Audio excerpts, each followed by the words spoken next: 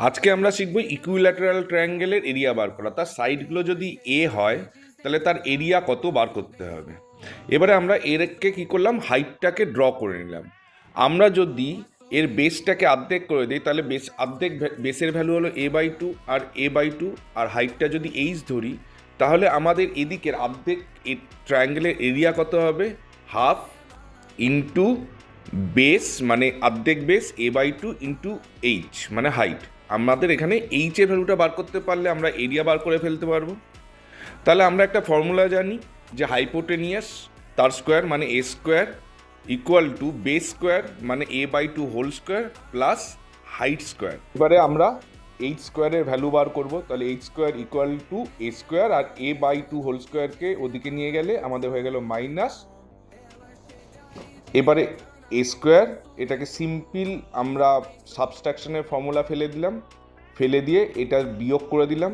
বিয়োগ করে দিলে আমাদের ভ্যালু বেরোলো h square equal to 3a²/4।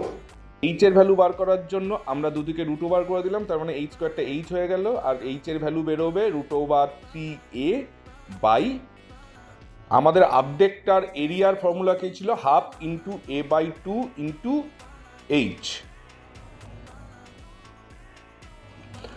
তাহলে half into a/2 into h এর বদলে আমরা কি লিখব, √3a/2।